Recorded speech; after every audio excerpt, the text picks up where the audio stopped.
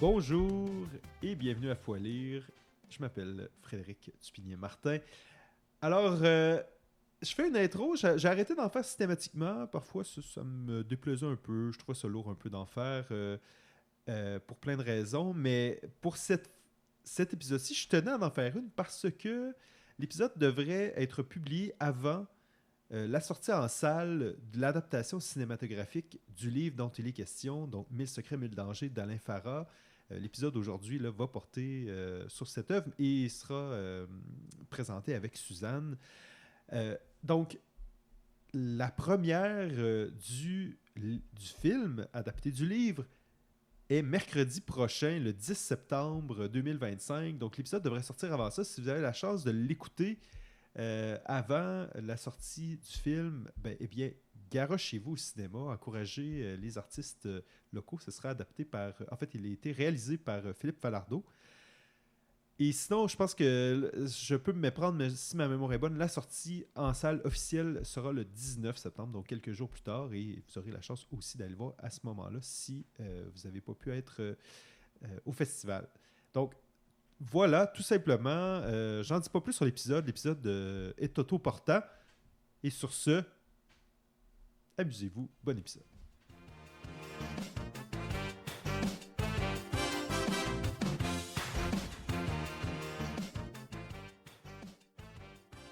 Suze. Salut. On se retrouve. Enfin. Le 20e épisode, mais Déjà? le 18e à sortir. Parce que là, on en a maintenant 2 qui sont non publiables. Ah oui, lesquels ont? Le premier, c'était pas avec toi. Ok, avec, ok, avec j'étais comme... Non, okay. c'est ça, mais le deuxième qui était l'épisode perdu. Est-ce qu'il est enregistré quelque part? Ça veut dire que quelqu'un pourrait le retrouver éventuellement? L'épisode perdu? Oui. Oui. Puis je me suis dit que peut-être je vais le réécouter, parce que je ne l'ai pas encore réécouté, parce que bon... Ouais, à ma retraite. Oui, mais ou que je te proposerai une version hautement éditée, tu sais, puis peut-être que ce sera publiable, on verra. À suivre. Je te ferai écouter, mais ça va être peut-être qu'il va rester 15 minutes d'écouter sur une heure d'enregistrement. Fait que cette semaine, 1000 secrets, 1000 dangers d'Alain Farah, publié en 2021. 2021. Tout récent, mon Dieu. Ben, tout récent. Ben, pas le plus récent qu'on a fait, mais quand même, tout récent. Chez Quartanier. Oui, Le Cartonnier. Puis Echo. Mais moi, j'ai Echo aussi, mais là, j'étais plus trop sûr. Mais je pense que c'est vraiment juste le Quartanier. La version poche. Ah, ok, c'est la leur... version de poche. Ouais, c'est ça. Ben, c'est ça. Donc, on n'a pas la même version cette année. Toi, c'était-tu au moment de la publication que tu l'avais acheté? Oui, ou, oui. Est-ce que tu suivais Alain Farah depuis un certain temps? Ben, j'avais lu Pourquoi Bologne? Qui est référé aussi dans Oui, oui. Puis, déjà, ceux qui l'avaient déjà lu dans mon entourage avaient adoré ça. Donc, je l'ai acheté. Et je l'ai dévoré une fois. Pourquoi Bologne ou 1000 secrets, 1000 dangers? 1000 secrets, 1000 dangers. Je l'ai dévoré après ça une deuxième fois pour le prix littéraire des collégiens. Ah. Est-ce qu'il a gagné? Non. Non. Mais ça a donné lieu à des super belles discussions avec les étudiants. Quand même, faire lire des 500 pages comme ça, des jeunes du cégep, là, c'est super. Puis après ça, la troisième fois pour aujourd'hui. Ça se lit bien, par contre. Ah oui. Il faut vraiment dire que beaucoup d'oralité, de dialogue, de rythme. Moi, en tout cas, c'est un peu... on y viendra, mais pour moi, ce livre-là, c'est un peu un délire fiévreux, là, dans le sens où... c'est comme... Ouais. Ça passe à travers tous les styles de narration. Oui, exactement, on passe du jeu à la troisième personne, en fait, avec aussi, c'est ça, des moments très, très intérieurs, dans l'intériorité, et sinon des dialogues vraiment, vraiment endiablés entre des personnages, où on sort complètement, finalement, de cette intériorité-là. Là. Donc, c'est vraiment Est-ce que tu as trouvé ça difficile? Non, parce que j'ai trouvé que... Non, parce que j'ai trouvé vraiment qu'il y avait... quelque chose de pas addictif. J'allais dire addictif, je trouve peut-être un peu exagéré, mais vraiment, c'est un bon vieux page turner. Oui, c'est super bien fait pour aussi initier les jeunes à la narration. Ouais. Qu'est-ce qu'on peut faire avec un narrateur et un point de vue narratif. Là. Puis aussi en termes de temporalité et de chronologie. Là, tout se passe le jour. Là, tu fais-tu un petit résumé comme d'habitude? Mais oui, c'est ça. C'est là j'allais aller, mais oui. Sans trop en dire. Ah, ben non. Les gens qui écoutent le podcast sont censés avoir lu l'œuvre. Ah, d'accord. Ou ils n'ont pas envie de la lire, puis ils vont écouter mon résumé pour tout se spoiler. Divulgaché, pour être bien radio-canadien. Là. Donc, oui, effectivement, livre qui se passe, en une journée. C'est pas tout à fait vrai parce que l'action principale se déroule le jour du mariage d'Alain Farah, ou en tout cas une journée fantasmée peut-être de son jour de mariage qui devait, je l'espère, être pas exactement ça. Là, mais c'est une autofiction. Donc, ça, il y a autant de l'autobiographie que de la fiction. Voilà. Il y a les deux. Exact. Et c'est ça, en le lisant, il y a des bouts que j'espère qui sont de la fiction pour lui, là, comme pour en lui souhaitant de ne pas avoir vécu toutes les choses qu'il a vécues. Là. Mais je le connais pas bien personnellement, là, donc je ne pouvais pas décoder nécessairement tout ce qui était à lui ou non. Mais tout ça pour dire que donc l'histoire se déroule le jour de son mariage et la nuit avant jusqu'à, disons, la nuit suivante, qui est durant le party après la nuit de noces. La nuit de noces, merci. Et avec, finalement, des passages d'autres moments de sa vie qui viennent un peu teinter l'histoire. Puis c'est là où je m'en allais un peu quand je parlais de la temporalité, c'est que finalement, c'est une œuvre aussi qui questionne peut-être le rapport au temps, puis comme quoi le présent est toujours...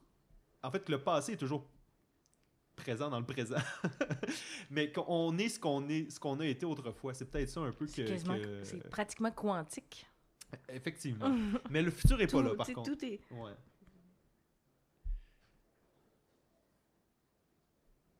Ben oui, le futur est là. Dans le livre? Ben oui. Avec le décès de Mire, avec... C'est vrai. Oui, on est...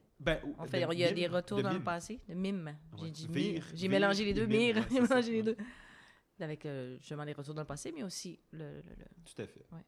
Bon, fait que peut-être là, si on résume quand même l'histoire, la journée du mariage, dans le fond, je vais y aller chronologiquement, mais c'est pas comme ça que c'est raconté dans le livre, là, mais essentiellement, les premiers passages qui nous sont racontés, c'est la nuit lorsque Alain essaye de s'endormir la nuit avant son mariage. En fait, il ne s'endort pas, il nous raconte tout son protocole d'endormissement là, As-tu déjà essayé son protocole? Ben moi, je dors. Moi, en fait, mon problème, c'est pas de m'endormir, c'est généralement de faire une longue... En fait, c'est de dormir le matin, principalement. Là. Moi, passer 5-6 heures, il n'y a aucune chance que je me rendorme, mais m'endormir, c'est jamais un problème. Fait que je vis pas ce qu'il vit. Toi, t'es-tu une insomniaque? Ou, Ça m'était jamais arrivé, mais... avec la pandémie, j'ai eu... C'est ouais, comme beaucoup de personnes, là, ouais. à cause de l'anxiété. Là. C'est le seul moment où j'ai vécu ça. Là, ouais. Puis là, c'est drôle parce que c'est en 2021 que ce livre-là. Puis là, j'ai essayé son protocole. Le bain, la lecture. C'est pas l'étirement musculaire, la lecture. Ouais, il lit la Bible, ensuite le bain. Plein de choses. La lecture, il écoute le Star bain. Wars et d'autres films. Mais c'est spécial par arriver à s'endormir. Au Xanax? Non. Okay. Continue le résumé. Donc, c'est ça. Donc, il essaie de s'endormir, fait son protocole qu'on vient de décrire, se rend jusqu'à ouvrir son cabinet de pharmacie là, dans sa salle de bain, puis retombe finalement dans ses vieux démons de consommation de calmants.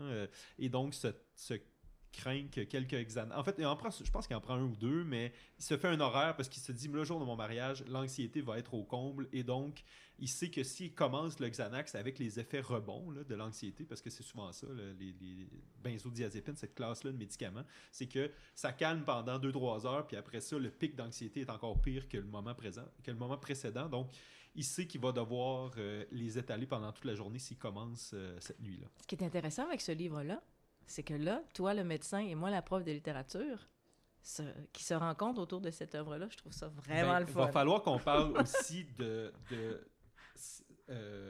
cette vision de la médecine puis de la pharmacie, pas de la pharmacie, mais de la pharmacothérapie, peut-être, qui est très nuancée entre le bien et le mal, mais entre les méfaits puis les bienfaits, là... Ça, c'est ta section, puis moi, je vais parler de narration. C'est parfait. OK. Mais non, mais je m'intéresse au thème, mais après ça, vraiment, lorsqu'il s'agit de technicalité, là, c'est sûr que... Non, mais autant que moi, je m'intéresse à la médecine, autant que tu peux t'intéresser à la littérature. Exactement. C'est cool. Bon, fait que, mon Dieu, là, ça va être la plus longue... écoute, c'est ça. Mais en même temps, c'est un livre de 500 pages qui se passe en 24 heures, fait que vous comprendrez qu'il y a du détail en masse, là, et donc c'est pour ça qu'on avance pas très vite, là. Et que c'est très bon. Faut le lire. Oui. Il y a eu quand même des critiques aussi négatives que j'ai Ah oui? vues. Non, moi je Bon, les lis tu pas. tout ça pour dire, donc, il finit par se crinquer quelques Xanax, réussit à s'endormir, et puis voilà. Puis donc, se réveille le lendemain matin, je sais plus trop qu'est-ce qu'il partait faire, mais il sort de chez lui pour une raison que j'ignore, mais il revient de chez lui, glisse sur un carton de pizza ou quelque chose comme ça qui avait été un carton d'alimentation qui avait été lancé par un de ses voisins, par deux de ses voisins en fait, avec qui il est en conflit, et se fracasse une dent sur je sais plus sur quoi, mais il se fracasse une dent. Et là, c'est un peu déjà sa journée de mariage. Là. C'est le jour de son mariage qui part un peu en vrille. Je pense qu'il est allé chercher son complet, peut-être, là, mais. Ou il l'avait peut-être déjà, c'est pas grave. Et là, doit rapidement aller se faire réparer sa dent chez son dentiste, qui est égyptien d'origine, immigrant de première génération. Mais je dis ça parce que c'est pas important, mais en fait, en théorie, ce serait pas important, mais dans le livre, ça l'est parce qu'il y a une longue diatribe de son médecin sur... Son dentiste. De son dentiste sur les méchants immigrants qui viennent voler les jobs dit par un autre immigrant. Là, ce passage-là est tellement intéressant. Ouais, puis on y viendra. Et donc, c'est ça aussi, tout ce rapport-là à l'identité, puis comment on se développe, on y viendra.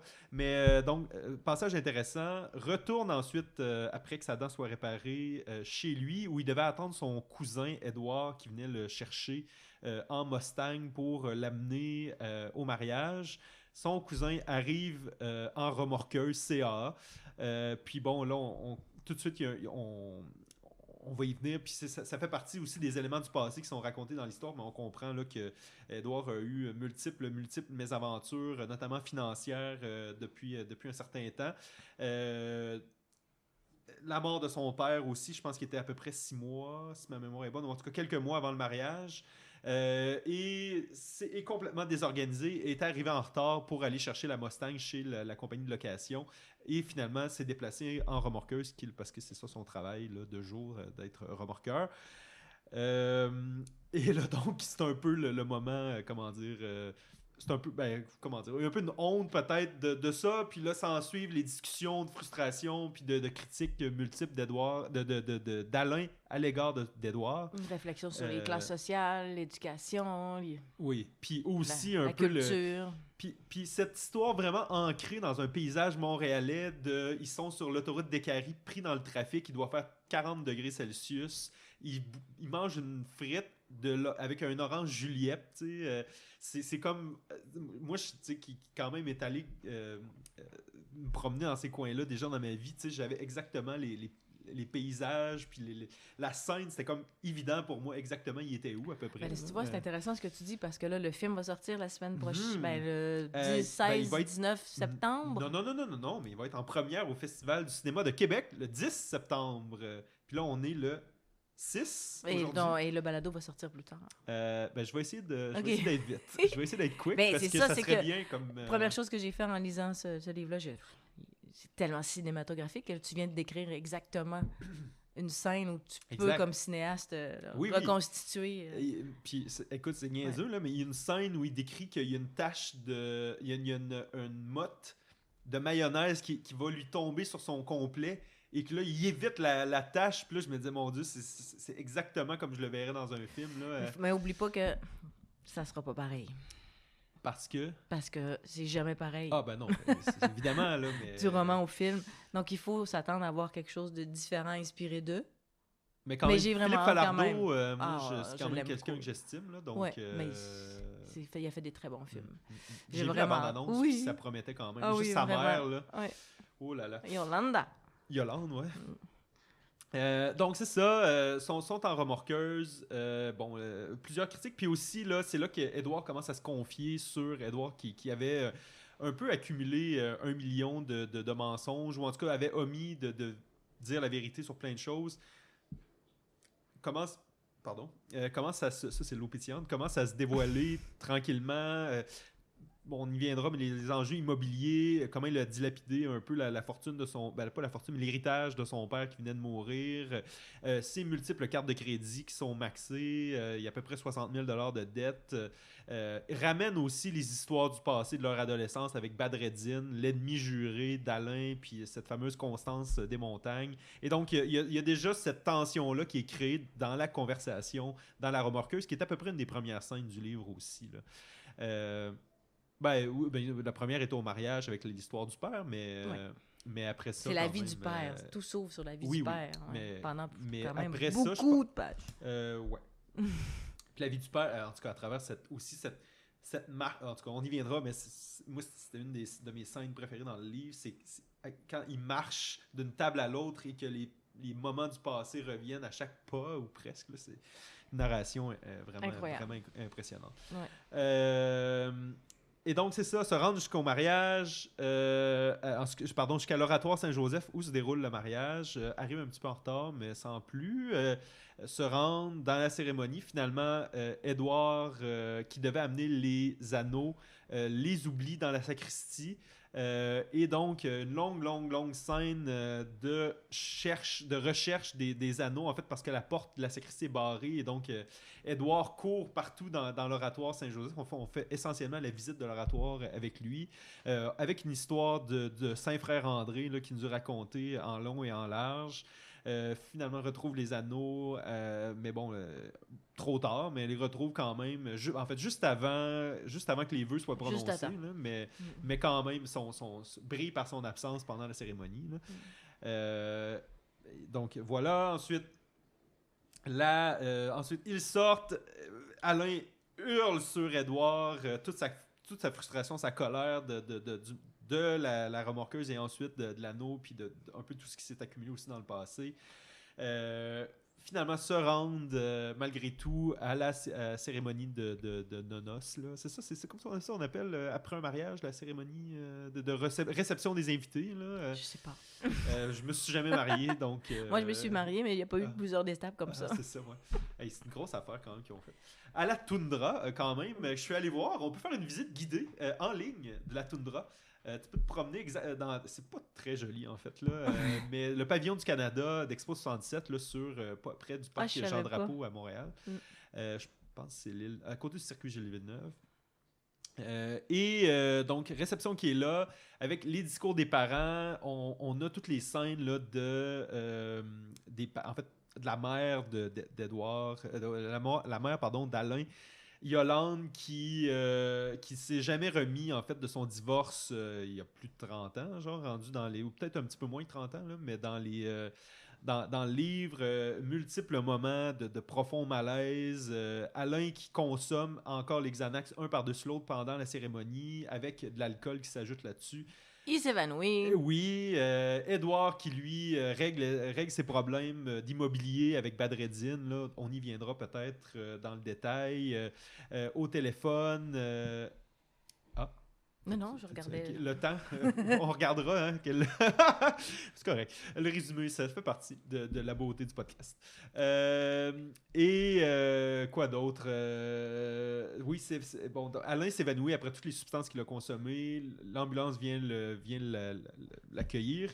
S'en remet étonnamment vite de cette chute de pression-là qu'il a fait. Un choc vagal. Oui, mais tu t'en en même remets temps, vite, normalement. Dans le sens plus... Toi, le médecin, là, tu sais. Non, on se remet vite de ça, mais la quantité de substances qu'il a consommées, ça, on s'en remet moins vite. Puis j'étais comme un peu impressionné que... C'est comme si, après le choc vagal, tout va bien, là, parce qu'on a vraiment énormément d'anxiété puis de description vraiment d'angoisse dévorante pendant tout le livre jusqu'à finalement le choc vagal. Puis c'est comme s'il y a un reset, un redémarrage un peu d'Alain, puis c'est comme s'il retombe sur ses pattes à partir de là, puis qu'il retrouve un peu ses esprits à partir de ce moment-là. Et finalement, bon, c'est ça, c'était annoncé à multiples reprises dans le livre, mais Badreddin, son pire ennemi, et Constance des Montagnes, son amour d'adolescence, arrivent. Ils sont encore en couple, puis bon, on y viendra, mais sont encore en couple, viennent les visiter durant le mariage. C'est comme si un peu tout se résout un peu.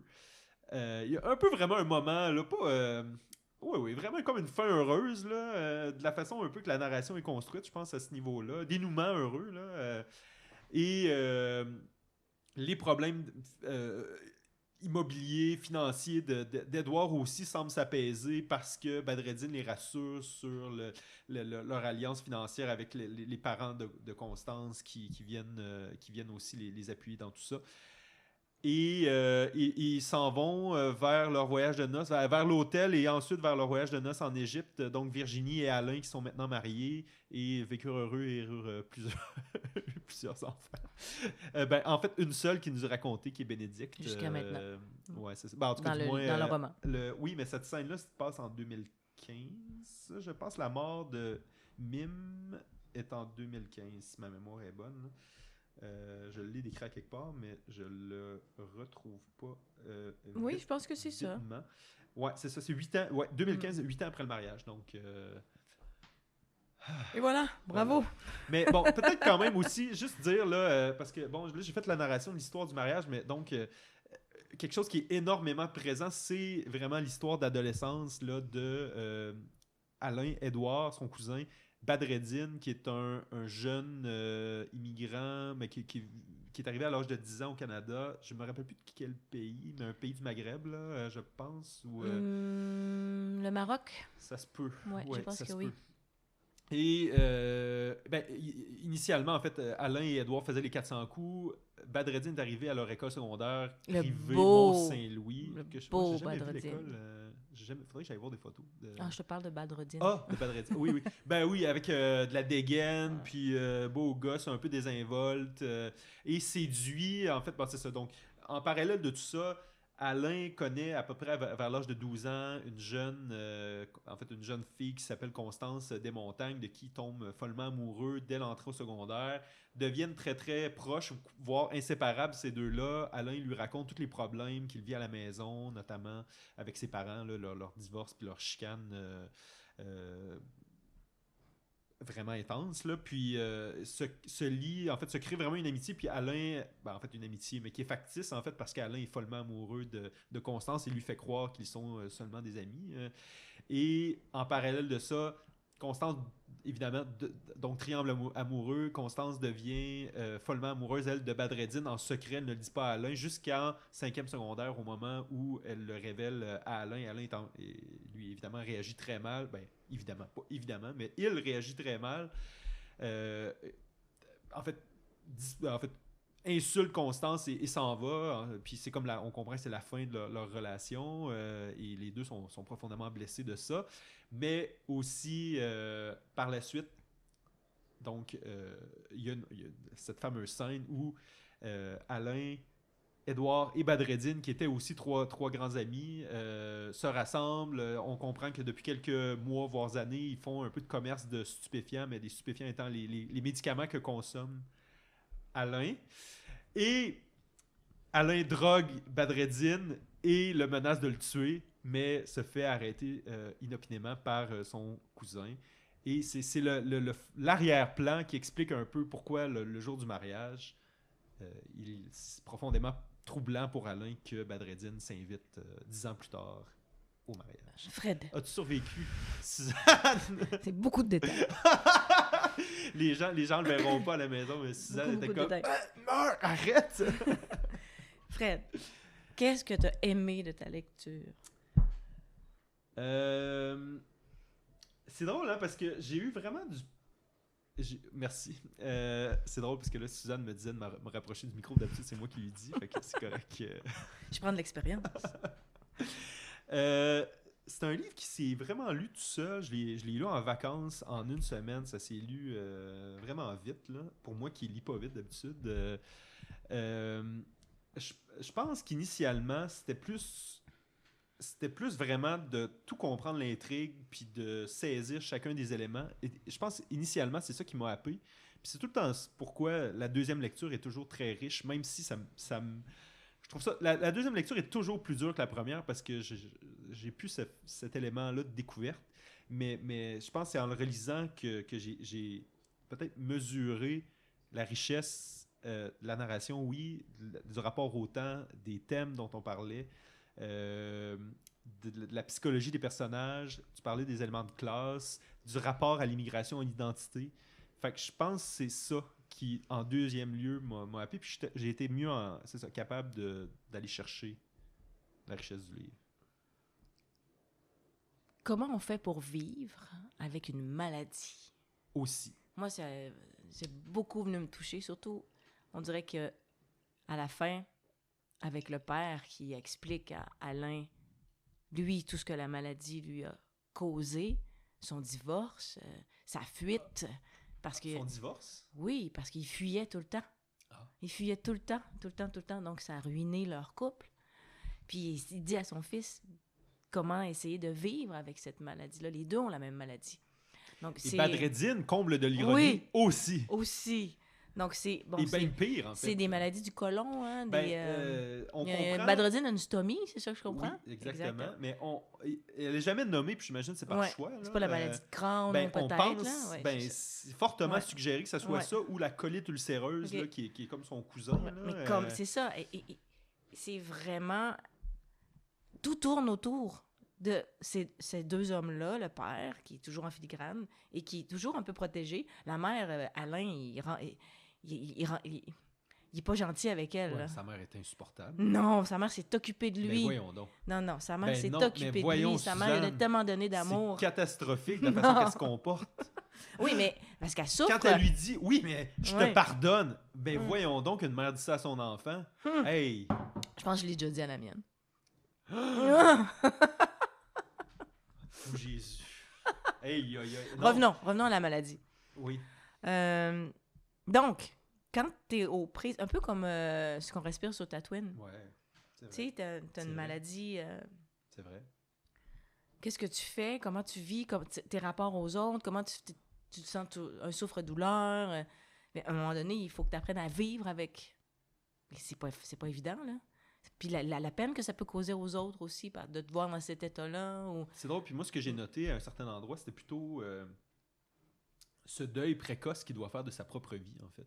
Je pense qu'il a 15 ans, il est à l'hôpital Royal Victoria à Montréal, puis les médecins lui disent je pense que tu auras une stomie avant 30 ans, puis je ne sais plus exactement tout ce qu'ils lui disent, mais essentiellement, il donne un pronostic extrêmement sombre du reste de sa vie, tu sais, puis là, il a 15 ans, lui, tu sais, puis finalement, c'est drôle, parce que, pas c'est drôle, mais ce deuil-là, il va l'avoir fait, et il ne perdra pas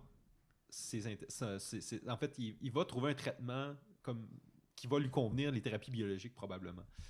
Ouais, ça, c'est des choses que tu connais. C'est mentionné là, de manière. Oui, mais je veux dire, tu connais, mais dans la vraie vie, là, toi, oui. Peux-tu nous en parler? Grossièrement, c'est vraiment.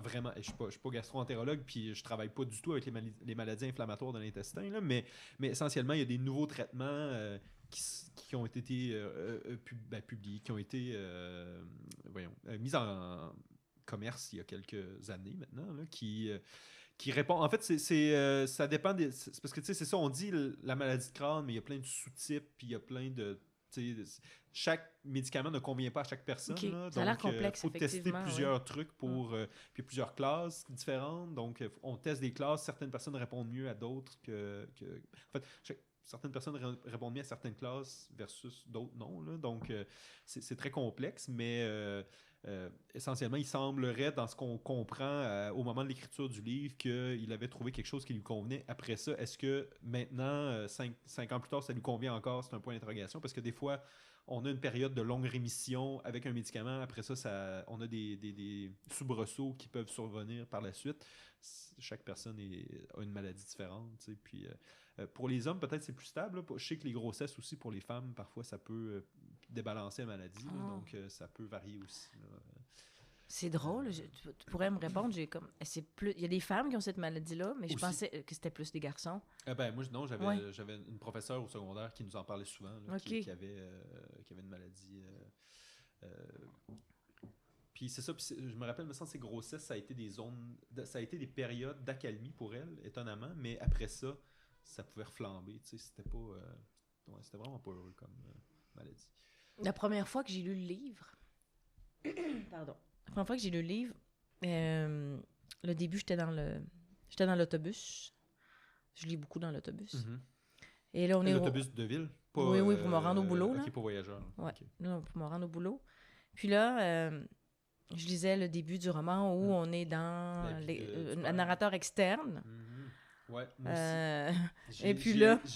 moi aussi, j'ai tiqué au moment où il a passé au jeu. Ah, tu viens de vendre mon punch. Excuse, mais... Pas fin. Là, tu vas faire une coupure. Non, je refuse. Là, mais non, mais vas-y, finis. Mais non, mais tu m'as coupé mon inspiration. Mais là, alors, c'est comme une narration, c'est comme un roman. Donc, on est dans l'autobus. Non, mais t'as volé le punch. Alors, on n'arrête pas de parler de tantôt qui... Alors, j'étais dans l'autobus. Si tu coupes pas. Alors, j'étais dans l'autobus. Et là, c'est une narration externe, à la troisième personne. Et là, je suis en train de lire et tout. Et là, ça commence...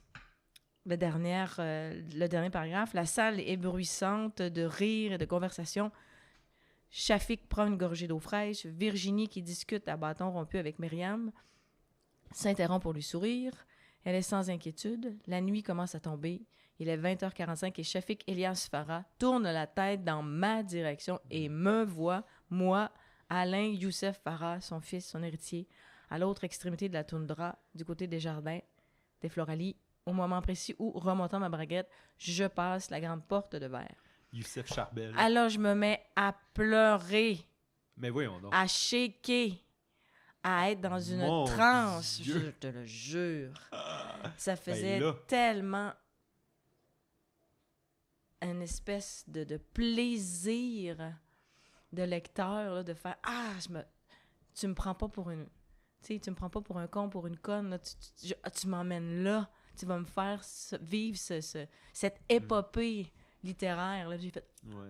Et là, j'ai plongé. Puis là, après ça, on tombe dans « Il était une fois ». On a des narrations au-dessus, au jeu, on a non, pas la deuxième personne, mais il y a des moments où... On rentre dans la tête d'Édouard, on rentre dans la tête du père, on rentre dans la tête d'Alain, on rentre dans la tête de plein de personnages. Donc, on passe d'un personnage à l'autre. Tout à fait. Puis moi j'étais persuadé au début que le livre portait sur son père. Ouais, mais non. Finalement, pas du tout. Ben, comme tu l'as dit, il est toujours là. Mais, oui, ça commence avec Alain lui, puis ça finit avec lui. Sa relation familiale. Ouais. Ah oui? Ça, j'avais pas remarqué. Ben, à la fin, là, c'est son père qui lui parle. Deuxième relecture, fait que... Ben, à la toute fin, c'est son père qui lui parle. Ben, avant que Alain se retrouve dans la dernier petit dialogue, la dernière page. Virginie qui lui parle. Oui, mais c'est la dernière page, ça. Mais les dernières pages, c'est avec son père. Oui. Puis après ça, juste avant qu'ils s'en aillent à leur hôtel vers l'Intercontinental. Ouais, quelques répliques. Ouais, puis... mais il y a aussi des moments qui... Puis là, c'est ça, c'était en le réalisant que j'ai réalisé que... Au début, j'étais comme, OK, troisième personne, première personne, mais il y a eu aussi des moments... Ben, en fait, c'est pas vrai. Je pense que quand je le réalisais la deuxième fois, au début, je me disais, OK, des fois, il décrit à la troisième personne, mais ça demeure toujours quand même un récit à la première personne. Mais non, des fois, il se décrit lui-même à la troisième personne. Et c'est ça que je trouvais troublant. Mais c'est jouissif. C'est plaisant, c'est agréable comme lecture. C'est sûr que ça peut être déstabilisant. Tu sais, pour ça, c'est pour ça qui n'est pas habitué. Quelqu'un qui n'est pas habitué, mais en même temps, c'est tellement fait avec rythme, puis que ça s'explique super bien. Tu sais, on peut demander à un jeune lecteur, on est devant quel narrateur ici, puis pourquoi il fait ça. Ça, c'est intéressant. Une des choses que je voulais valider, tu mentionnais l'autofiction, c'est parce qu'il y a des personnages comme Mime, qui le livre est dédié à cette personne-là, puis qu'elle est comme nommée, puis là, je me dis, OK, ça doit être une vraie personne, et donc, en faisant la même réflexion, je suis allé googler un peu les autres personnages, tu sais, Badreddin Abderrahman, tu sais, je suis allé voir s'il existait vraiment comme agent immobilier, tu sais, puis je ne l'ai jamais trouvé. Je suis allé voir si Constance Desmontagnes existait dans le bottin des médecins du Collège des médecins du Québec. Wow. Et elle n'existe pas. Donc, je ne l'ai pas trouvé. Il a dû changer les noms. Ben, c'est ça. Tu sais. Puis encore une fois, on ne sait pas qu'est-ce qui s'est vraiment passé. Oui, puis est-ce que c'est important? Alors, moi, j'étais curieux. Mais quand tu acceptes le pacte, tu es en train de lire un roman. Ben oui, je sais, là. Mais. Après ça, tout le reste. Mais moi, je trouvais ça quand même. Ben, tu sais, je sais pas, là. d'aller voir un peu, ils ont l'air de quoi, leur vraie bouille. Mais est-ce n'importe quel roman que tu vas lire, un auteur va s'inspirer de sa vie. J'imagine, là, tu as fait un balado sur Le Seigneur des Anneaux. Pas encore. OK, mais tu vas le faire. Il viendra. L'auteur, je suis sûr que c'est inspiré de sa vie. Là. Oui. Probablement qu'il y avait plein d'orques autour de lui. Oui, tout à fait. Tu t'inspires de ce que tu vis, de ce que... Puis là, tu en fais un roman. Ici. Ben oui, mais non, mais là, je me demande même pourquoi. Psychanalytiquement. Tu sais, c'est écrit roman dessus. Là. Ah, ben oui. C'est roman. Une fois que c'est écrit roman, tu acceptes le pacte, puis tu plonges. T'es allé chercher Constance de Trois-Maisons dans le bottin. Constance de Trois-Maisons. C'est pas Gabrielle de Trois-Maisons. J'ai-tu dit ça? Oui. J'ai dit Gabrielle. Non, t'as dit Constance de Trois-Maisons. Ouais. C'est Constance Desmontagnes. Ah, mon Dieu. J'étais comme la sœur de Gabrielle. Wow, ça va bien. Ouais. Baby, OK. Non. Mais le personnage le plus important, oui, on a parlé du père, mais le plus agréable pour moi, réfléchi pour toi, c'est Édouard. Moi, Édouard me fait... On dirait que là, la troisième lecture, c'est lui qui est ressorti encore davantage. Ben, c'est un shit show, mais non, c'est un enfant. C'est lui qui a le cœur qui est le plus... qui a le meilleur cœur, qui est le plus bon, qui est le plus bienveillant. Sauf que, comme il y a eu la grosse chicane, moi, la grosse chicane entre les deux, ça m'a affecté énormément. Comment ils s'engueulent, là, c'est comme, mon Dieu, comment tu fais pour te remettre de ça? Moi, je pourrais jamais y reparler après. Là. Bon, mais eux, ils réussissent. Ouais, et il y a une question de... C'est un roman, là. Non, mais je pense qu'Édouard, il n'y a pas les mots. Non. Édouard, il n'y a pas les mots. Non. Alain, il a les mots, et il s'en sert très mal. Et il y a l'attaque aussi qui vient. Oui, c'est ça.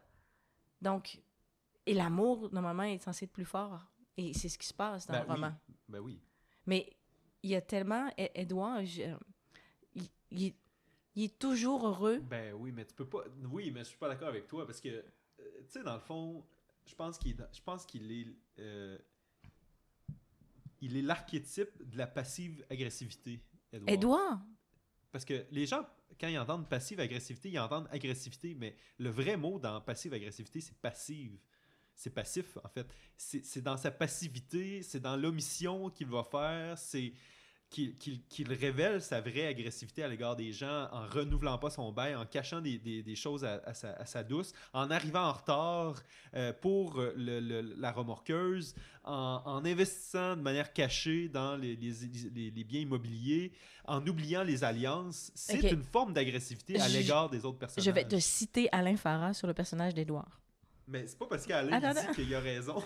Le personnage d'Édouard possède une sensibilité extrêmement développée quant au fonctionnement des choses. C'est une sorte de génie. Mais la vie ne lui a pas donné l'occasion d'exercer ses dons autant qu'il aurait pu. En fait, il est plus fort qu'Alain, mais il n'a pas eu les mêmes privilèges. En même temps, le romanesque passe par lui, puisqu'il élabore la fiction la plus riche avec la création de la congrégation. C'est lui qui mène le jeu par rapport à tout ça. Alain, lui, il suit, il embarque.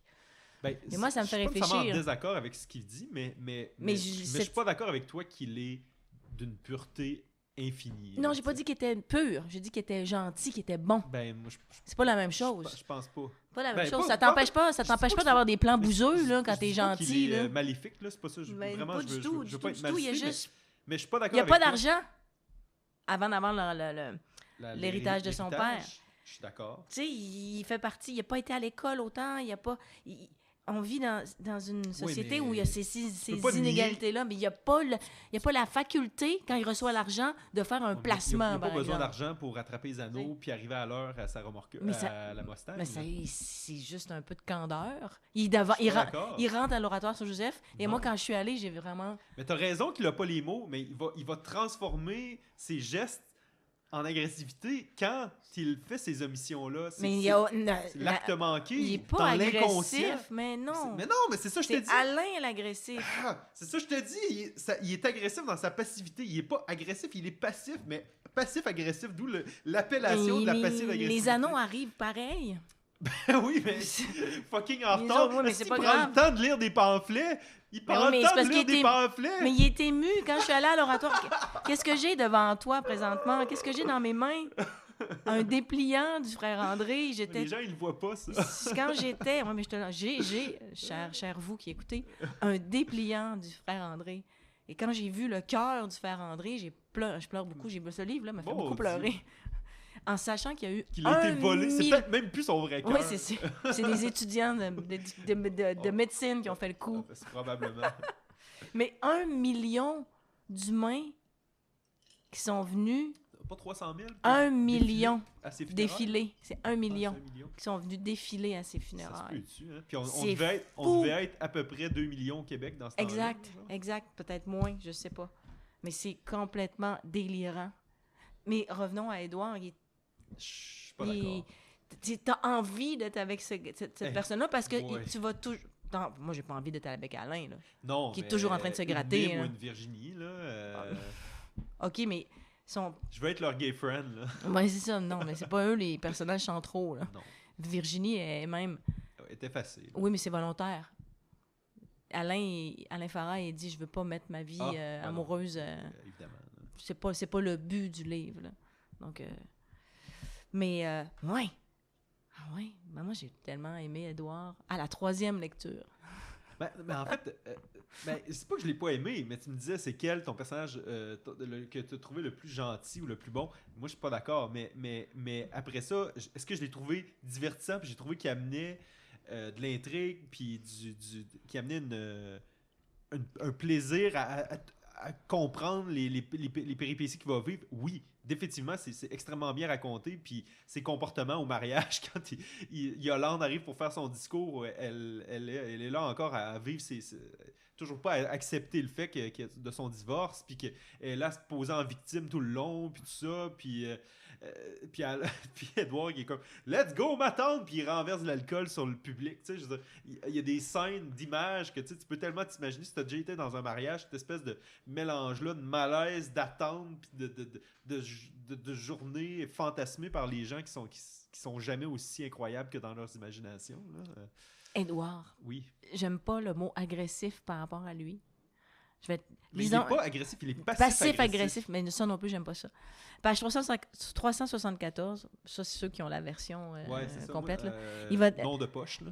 Édouard sentit, quand Alain est en train de lui dire vraiment plein de choses horribles, Édouard sentit le quitter toute l'énergie qui lui restait. Il sortit son téléphone de sa poche intérieure et lança une partie de démineur, se ravisa, lança une partie de solitaire. Il essayait de ne pas laisser la tristesse et la colère l'envahir, surtout la colère. Il ne s'en remettrait pas. Il fallait attendre que ça passe et que quelqu'un arrive qui désamorce Alain. Mais... il veut pas entrer dans ces émotions-là qui... Toi, tu dis, moi, si on me parlait comme ça, je ne parlerais plus jamais. Non, mais lui, il fait comme... Il se met une bulle, il dit... Oui, mais par amour, ça va passer. Il a bien beau me dire toute la merde qu'il veut, je le laisse aller parce que je sais qu'il souffre. Non. Parce qu'il va l'exprimer ensuite d'une autre façon. C'est ça. C'est comme ça qu'il va l'exprimer plus tard. Ça va remonter d'une autre manière.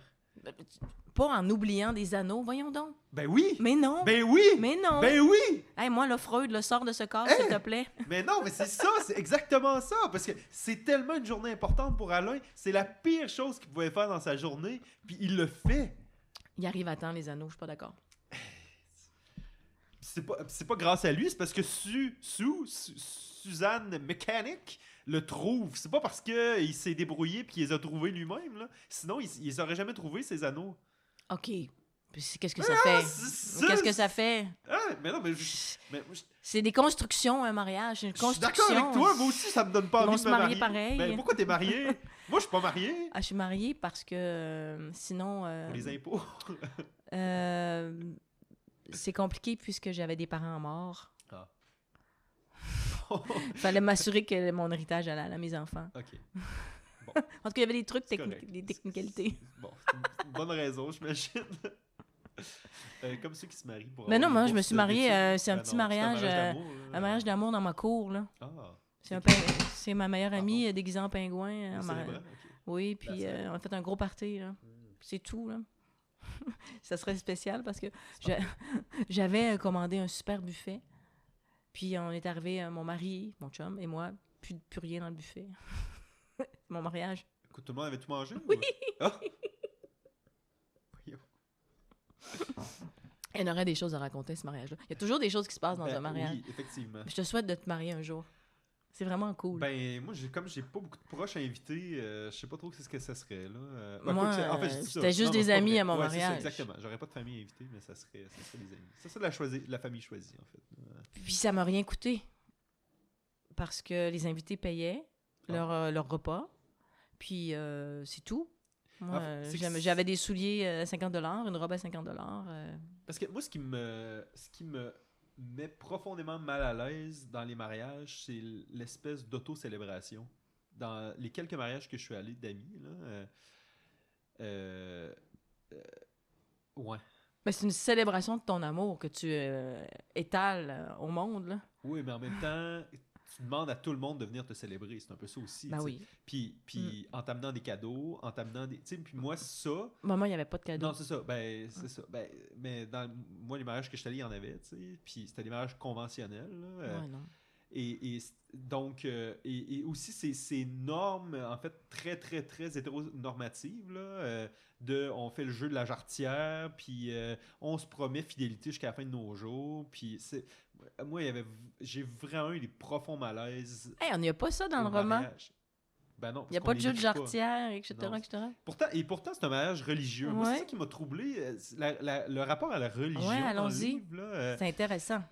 Alain, tu sais, qui me paraît comme quelqu'un, puis là, mon Dieu, ça va sonner extrêmement maladroit ce que je m'apprête à dire, mais je vais le dire pareil, puis on le décortiquera par la suite, là, mais qui me semble quand même quelqu'un d'extrêmement raisonné, puis peut-être qui aussi, de manière intéressante, dans sa quête identitaire, cherche vraiment à s'éloigner de ses origines immigrantes, notamment, peut-être pas volontairement, là, mais en épousant une blanche, en adoptant son identité québécoise, en rejetant certains thèmes, par exemple avec Badreddine qui traite d'arabe, puis tout ça, en disant que lui, dans le fond, c'est un peu élevé au-dessus de ça, mais qui malgré tout conserve ce rapport à la religion et qui n'a pas adopté peut-être la position de la laïcité de la Révolution tranquille québécoise, vraiment, qui je pense assez répandue, puis particulièrement dans les cercles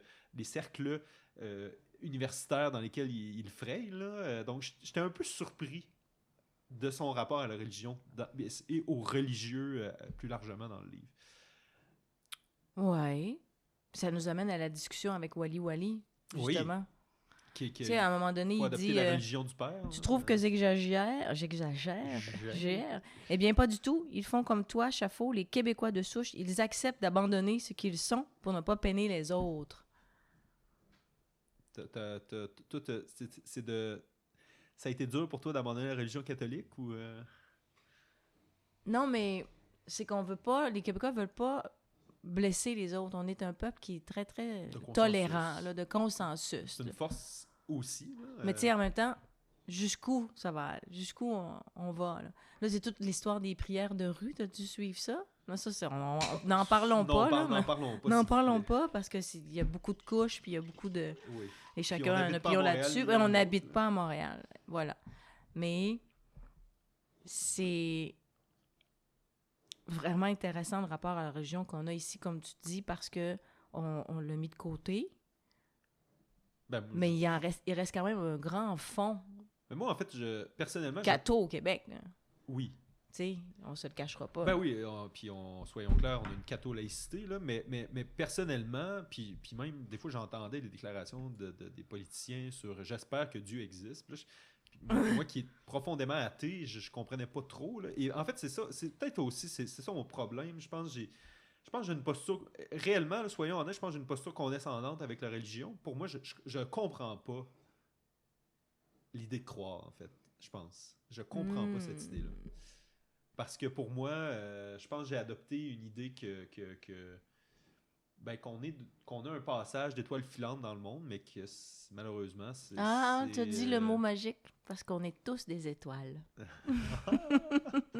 On fera pas un podcast ésotérique, parce que moi, j'ai pas la même posture que toi du tout. Je sais que t'as pas la même posture. Ouais. Les gens ne savent pas, mais moi, je sais. Zéro religion, mais bien d'autres affaires. Oui. Mais puis réellement, la vraie posture, c'est que personne ne le sait. C'est ça. C'est ça qui est le plus trippant. C'est ça. Ouais. Mais... C'est pour ça que la philosophie existe. Mais je pense que cette idée des religions abrahamiques, notamment, là, Oui, bien là, revenons qu'il ici. y a Là. un seul Dieu, ça, je pense qu'en termes de probabilité, elle est beaucoup plus faible que l'idée qu'on le sait pas, dans le sens... L'idée de le savoir m'apparaît beaucoup moins probable que l'idée de pas le savoir. Je sais pas si c'est clair ce que je dis. L'idée de savoir m'apparaît... L'idée de savoir... Oui, vas-y. Okay. T'as compris ce que j'ai dit ou t'as pas compris? Oui, mais tu peux le répéter. Ben, c'est ça. L'idée de savoir ce qu'il y a après la mort ou de savoir qu'est-ce qui fait partie de notre univers cosmique, pour moi, c'est beaucoup moins probable que ce soit véridique que d'admettre qu'on le sait pas. Je sais pas si c'est clair ce que je veux dire. Mais ça serait quoi l'intérêt de le savoir? Il n'y aurait plus de plaisir à vivre, je pense. Mais les gens qui sont religieux disent qu'ils le savent. Oui, c'est ça que je veux dire. Oui, mais ils le savent pas. Ben non, c'est ça que je dis. Ils pensent mon propos. Oui, je comprends très bien. Voilà. Et c'est là, ici, dans le roman, à un moment donné, il dit « Pourquoi tu laisses ton fils se marier chez les Latins? Il n'y avait plus de place chez les Grecs catholiques. » Eh bien, Alain est maronite. Là, tu vois, c'est complexe, il y a plusieurs couches, il y a plusieurs... Puis là, c'est complexe parce que là, on parle de plusieurs factions ou plusieurs cultes chrétiens en Égypte. On connaît surtout les Coptes, je pense. Oui, mais les chrétiens, en Égypte, en Moyen-Orient, beaucoup de chrétiens sont massacrés par les musulmans. Tout à fait. Mais c'est c'est eux qu'on a dans notre roman. Et ça, moi, ça fait pas si longtemps que ça que j'ai découvert ça, puis ça m'a troublé.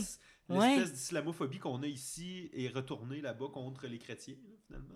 Oui, il y a quelque chose. En tout cas. Bref. Heureusement, on massacre pas c'est un roman qui amène à réfléchir à ça, de là à tout comprendre les couches d'Alain. Je pense pas qu'on va y arriver, mais... non, mais aussi, moi, une des choses que... C'est pas aussi la pression des parents? J'allais pas... Souvent, les jeunes se marient ou font baptiser leurs enfants. Moi, j'ai pas fait baptiser les miens, mais j'ai plein d'amis autour mais plein d'amis autour de moi qui ont fait baptiser leurs enfants. Puis je suis comme, mais pourquoi? Puis... Aujourd'hui, mes enfants me remercient de ne pas être baptisés. Il n'est jamais trop tard. Là, puis mes amis l'ont fait pour leurs parents. Ils l'ont fait pour leurs parents, parce que sinon, ça leur ferait trop de peine. J'ai essayé de me faire apostasier récemment. Je t'avais-tu parlé? Non, mais c'est cool. T'as-tu réussi? J'aimerais ça le faire, moi réussi. aussi. Rabelais a réussi, donc tu devrais réussir. Oui, je savais pas. On lira Gargantua. Oui, c'est ça. Mais non, c'est ça. J'ai écrit à la paroisse. En fait, c'est parce que là, c'est ça. Il y a eu plein de fusions de paroisses. Là, fait que ça devient mêlant de trouver le bon endroit. Là, mais ils n'ont jamais retrouvé mon baptistère. En fait. Mais j'avais plus la date exacte de mon baptême. Mais tu sais, je leur ai dit à peu près. T'as j'ai plus ça, non. Si tu veux un passeport, t'as pas le choix de montrer ces pièces-là. Un certificat de naissance. Oui, c'est ça, t'as un certificat de naissance. Mais il n'y a pas mon moment de baptême décrit dessus. OK. C'est parce que je sais que j'ai été baptisé plus tard, là, parce que mon parrain est en voyage, machin. OK, je comprends ce que tu veux dire. Bref, ils n'ont jamais retrouvé la date de mon baptême, mais tu sais, j'ai un nom assez unique, là. Tupinier, il n'y en a pas 25, là. Puis ils n'ont jamais trouvé, fait que je pense que peut-être j'existe plus dans un registre ou je sais pas quoi, là. Fait que j'ai pas réussi à me faire apostasier. J'ai essayé, là. C'est quand même drôle. Comme j'ai vraiment essayé de quitter la religion, j'ai pas été capable par des problèmes administratifs.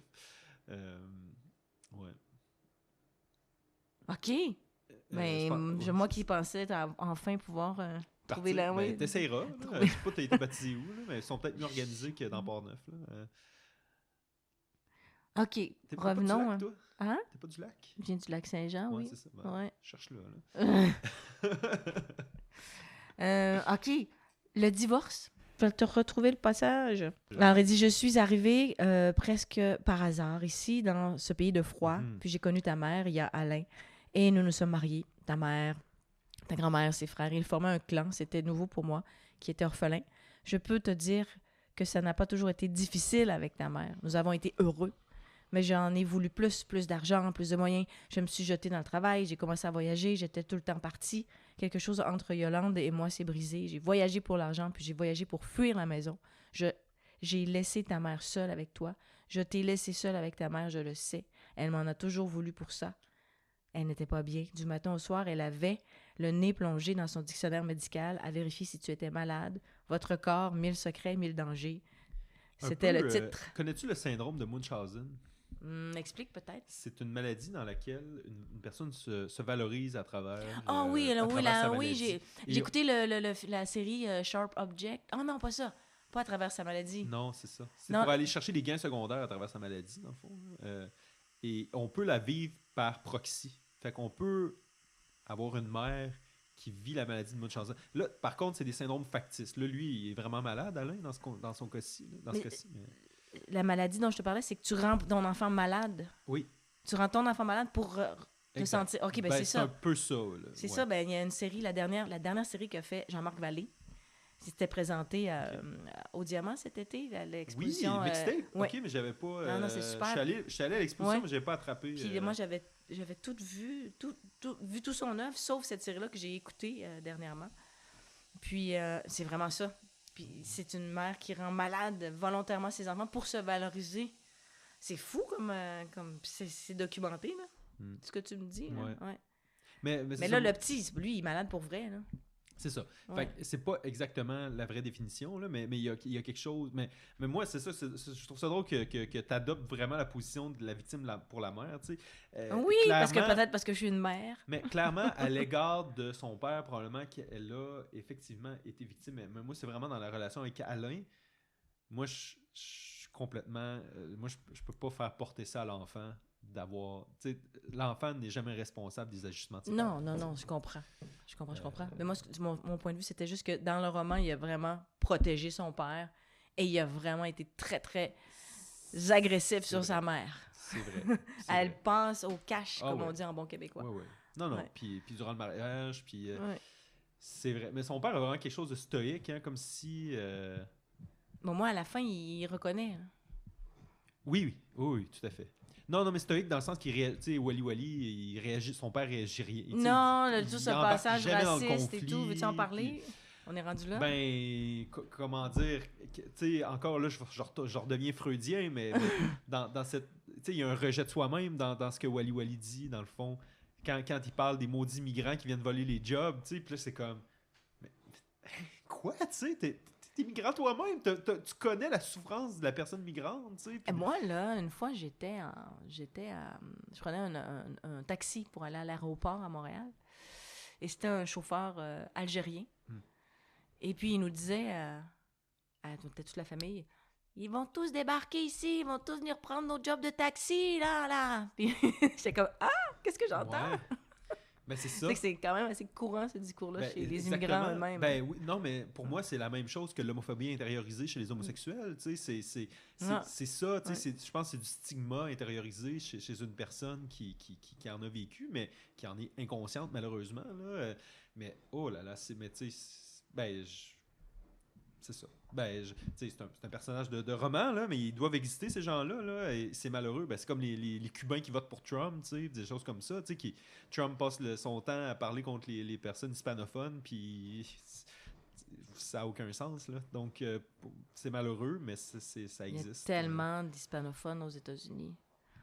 Ça te tente-tu de parler? Moi, j'ai ri beaucoup en lisant ce livre. L'humour. J'ai trouvé l'écriture très drôle. J'ai ri à gorge déployée. OK. Ben, il y a de quoi d'ironique souvent, mais c'est peut-être pour les profs de lettres, je sais pas. Peut-être. Regarde juste un passage, il dit... il y en a qui disent que c'est des étudiants, quand ils ont volé le cœur...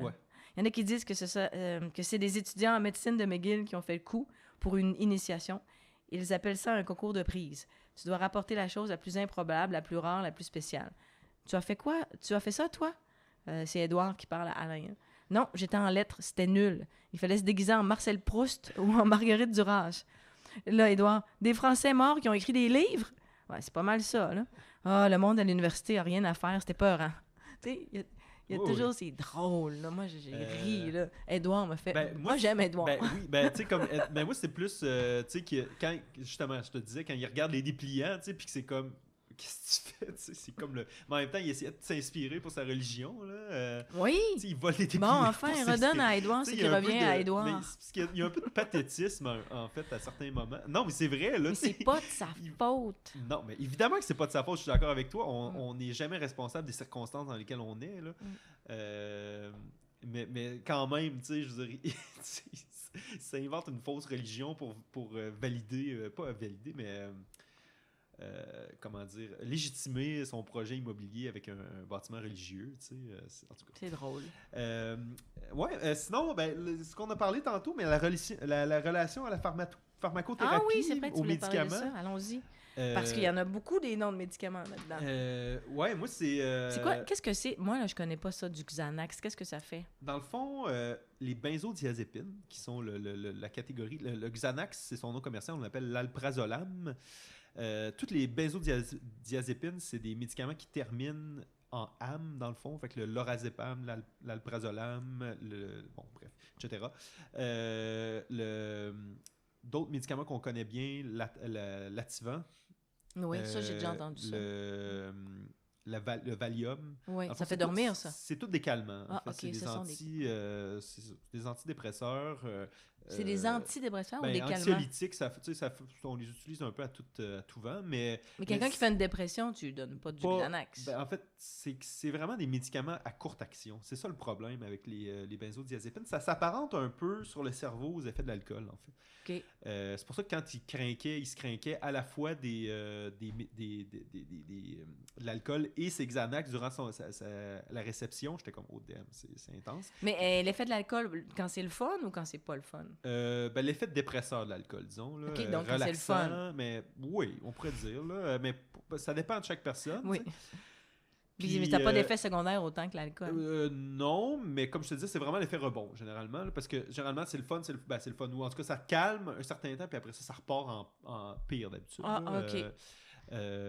Tout dépendant de la dose, puis tout dépendant de la fréquence. Puis aussi, c'est un médicament qui développe la tolérance. Fait que plus tu en utilises, moins c'est efficace. Là.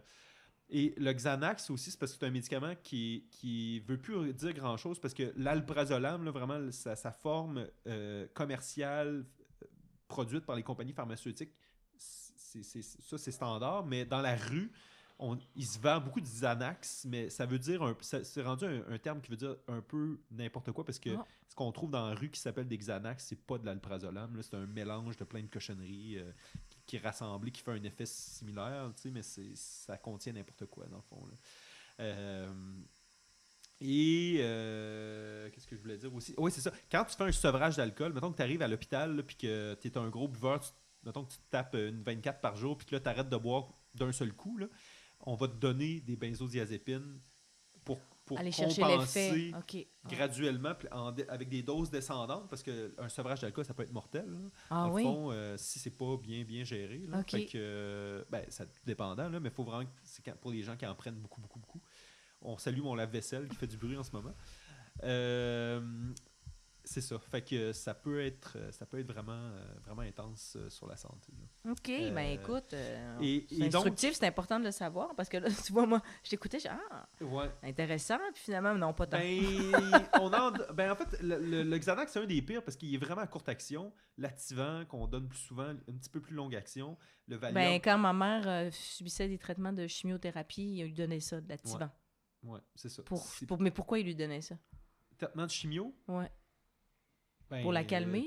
Je sais pas, elle était vraiment calme. C'est un médicament qu'on peut donner... Elle était pas stressée. Je pourrais pas te dire. Okay.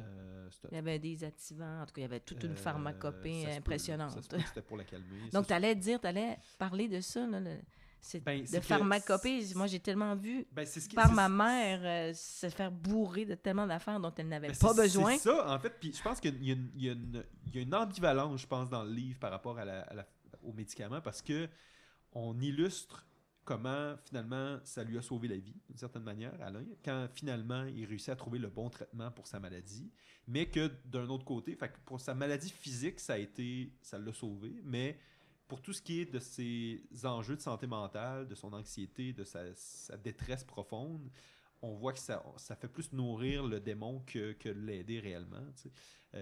Et que aussi qu'il y a cette dynamique de dépendance-là qu'il s'est créée, malheureusement. C'est pas, justement, toi tu dois le voir, au Québec, on a un problème... Qu'on banalise. Oui, aussi, on a un que problème. les médecins lui ont donné ça comme pour le calmer, mais que finalement, ça pour l'aider à court terme, pour acheter un peu la paix, finalement, puis qu'on perd de vue comment aider une personne à long terme, parce que, malheureusement, les ressources, puis l'argent, puis finalement... mais ultimement, la question se pose toujours.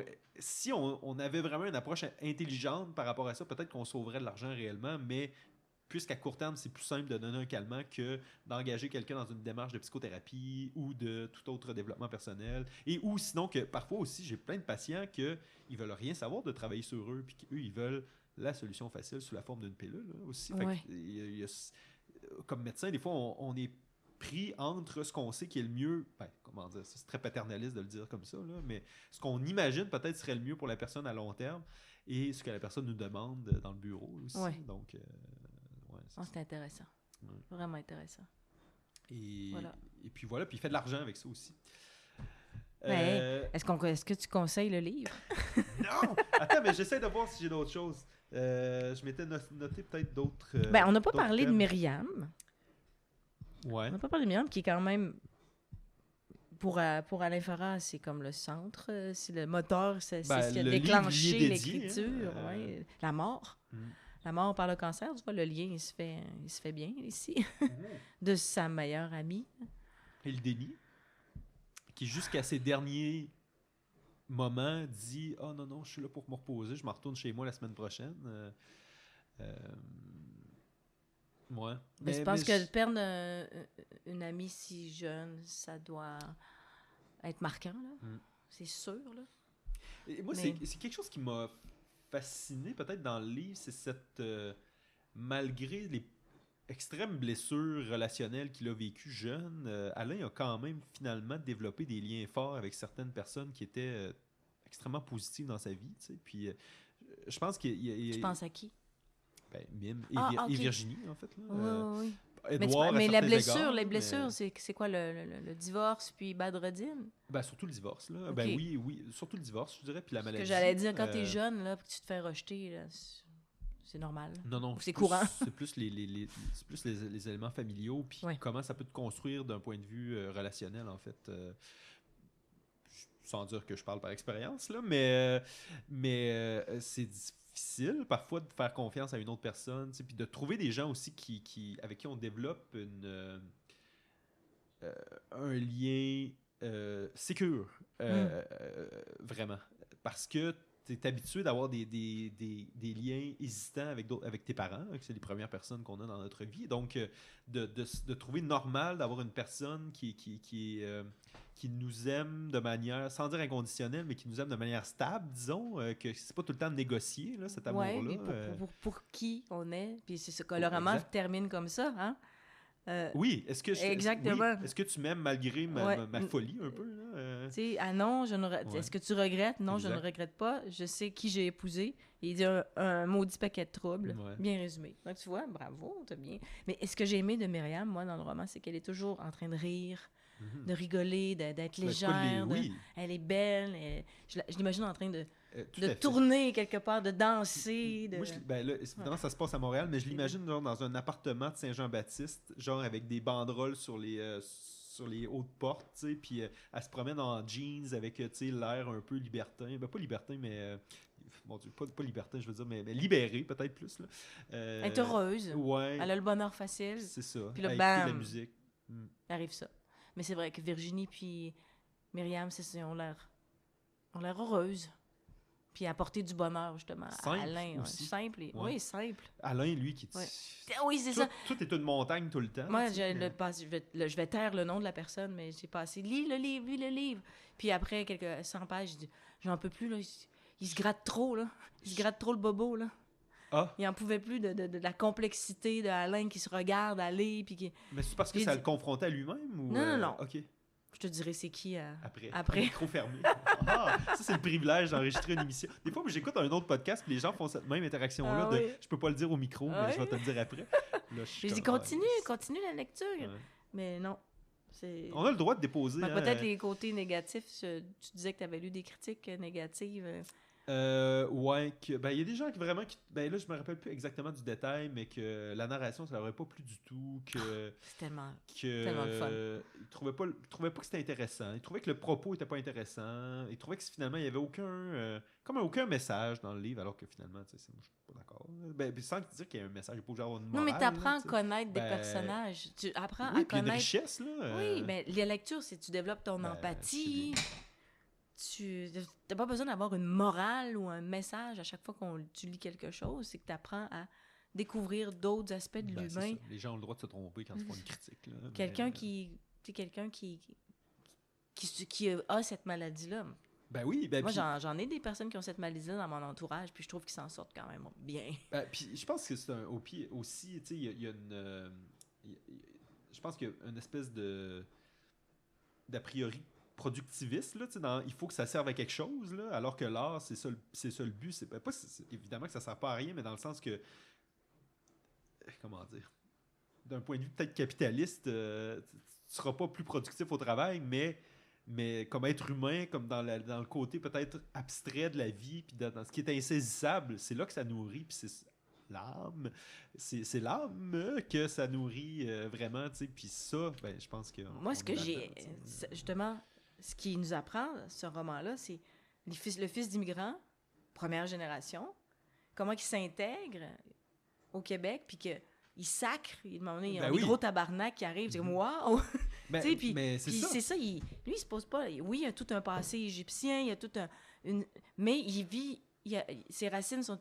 Ses feuilles sont ici, là, Mais il il y a grandit ce ici. questionnement-là, Il y a ce de qu'est-ce que questionnement. j'adopte ou non. Là, Oui, puis le questionnement identitaire est super Mm. intéressant, mais au final, ça reste profondément québécois, Oui. avec on une est tout à fait richesse d'accord. incroyable. Tout à Donc, fait d'accord. il y a pas, ça, c'est de l'intégration et non pas de l'assimilation, là. Tout à fait. Puis c'est génial, là.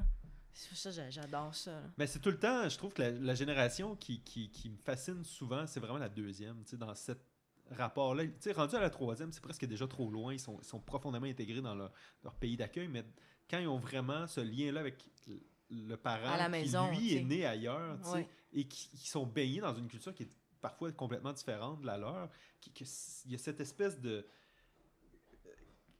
quête et de confusion parfois identitaire là, qui est fascinante, je trouve. Mais je suis en train Et ni toi ni moi ne parlons d'une posture où on l'a vécu. Là, Non, aussi, mais je suis en donc, train d'enseigner présentement le livre Jacaranda de Gaël Faye, c'est un Français rwandais. OK. Donc, il y a moitié-moitié. Puis, ça Et il raconte... vit en France? Il vit au Rwanda maintenant. OK. Il a décidé, c'est un rappeur, slammer, puis là, il vit au Rwanda. Puis son roman raconte le génocide, mais après. Ouais. Donc, qu'est-ce qui se passe sur 5 générations? C'est tellement intéressant, là. Il est Hutu ou il est Hutu ou il est Tutsi? Bon, ça, c'est une des réflexions les plus intéressantes parce que les Rwandais eux-mêmes, avant un certain... ils étaient Rwandais. Ouais. Ils étaient Rwandais. C'est les Belges qui sont arrivés, mesurer leur nez et tout, Oui, qui ont décidé que telle personne, par son physique, était un Tutsi, puis telle autre, par son physique, était... OK, je pensais que Hutu. c'était plus complexe que ça. Ben non. Oh, mon Non, Dieu, non, c'est c'est politique au bout. Et on dit, OK, les Tutsis, puis ils vont avoir... pour garder leur pouvoir, les Belges leur ont donné des vaches, leur ont donné une espèce de pouvoir, puis ils ont mis en place des carnets d'identité. Le chanteur Corneille, que tu connais, mais lui, sa mère est Hutu, puis son père est Tutsi. Il dit, moi, je suis un... Un toutou? Non, c'est ça. Il dit, moi, je suis quoi? Un T'sais, outil? C'est ça. Il dit, moi, je suis un métis. Oui. Mais mon père, il s'est fait naturaliser Hutu, m'en est pour avoir des meilleurs emplois, mais... Mais lui, Et lui, moi, j'ai jamais il su. aurait été tué. Là. Lui, il a s'est vu, pas lui, caché dans un frigo. lui, il a vu je sais pas trop, il a vu toute sa famille se faire fusiller devant lui. Mais c'est Il caché. s'est sauvé là. derrière Ouais. C'est ça. juste à temps, là. Oui, exact. Non, c'est épouvantable, ça. C'est horrible. Puis là, il a sorti un livre qui s'appelle la Mélodie du pardon, qui est super intéressant, que j'ai lu en parallèle du roman, là. Mais pour en revenir à... Lui, il veut pas retourner au Rwanda, là. Il habitait au Québec, puis il veut... Corneille. Oui, même pas si ton, ses pas origines... ton rappeur. Là. Non, mon rappeur, lui, est retourné. Donc, il y a beaucoup... En tout cas, bref, Ouais. on est dans le sujet, là, mais tout ça pour dire que l'identité, c'est des constructions. Bien sûr. Si on se fait toutes des constructions, un Rwandais, et c'est l'exemple parfait. À un moment donné, on te dit que tu es telle chose. OK, je suis telle Et chose. c'est adopté, c'est ça. Puis, tu sais, on s'imagine pas qu'au Québec, il pourrait avoir des frictions de ce genre, mais il pourrait vraiment en avoir. Tu veux dire qu'il serait importé d'ailleurs? Ou, Non, juste entre nous, par rapport à... par rapport à Est-ce la qu'on politique. est vraiment québécois ou non? Ouais, Ben, on entend sans arrêt. Ou là. fédéralisme Le fameux pur lénisme. Ouais, et tout. Donc, c'est... Faut que c'est intéressant, mais en même temps effrayant. Effrayant. Pas ou contre l'indépendance. non. C'est une blague. Bon, y a-tu d'autres choses? Ben, allez voir le l'appel film. au sens. T'as senti ça? Oui. T'as senti des odeurs, des couleurs dans le roman? Quand il décrit ses angoisses, particulièrement, là, Ah oui, j'ai trouves mal à donc tel un endroit, passage. je ressens telle chose, j'ai un goût métallique dans la bouche, le Xanax commence à goûter.